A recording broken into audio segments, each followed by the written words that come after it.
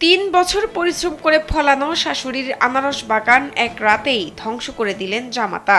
আমি কাল সন্ধ্যার সময় বাগান দিয়ে ঘুরে গেছি, আমার বাগান খুব সুন্দর। আজকে সকালে এসে দেখতেছি আমার বাগানের সব আনারস কাটা, আমার মাথা ঠিক নাই।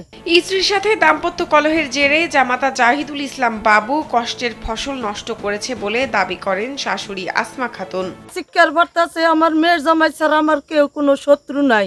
১.৫ বিঘা জমির প্রায় ৫,০০০ আনারস কেটে ফেলায় ২.৫ থেকে ৩ লাখ টাকার ক্ষতি হয়েছে বলে মনে করছেন এলাকাবাসী। কড়ে ও বেসলে হয়তো ক্ষতি হতে কড়ে আর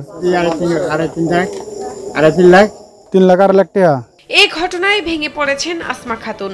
ব্যাংক থেকে ঋণ নিয়ে চাষ করেছিলেন আনারস, সেই ঋণ কিভাবে শোধ করবেন ভেবে পাচ্ছেন না তিনি। স্যান্ডেলিনা সো, রূপচর্চায় আভিজাত্য।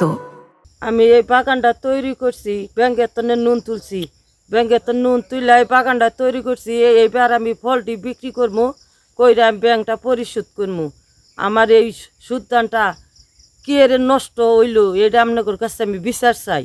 টাঙ্গাইলের মধুপুর উপজেলার বেরিবাইত ইউনিয়নের চুনিয়া মৌজার গবুদিয়া গ্রামে ঘটেছে এই ঘটনা।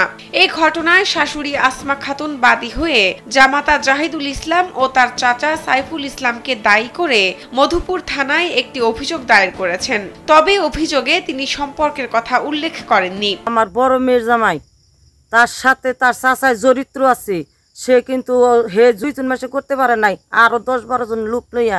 তবে শাশুড়ির আনা এই অভিযোগ অস্বীকার করেন জামাতা জাহিদুল ইসলাম বাবু।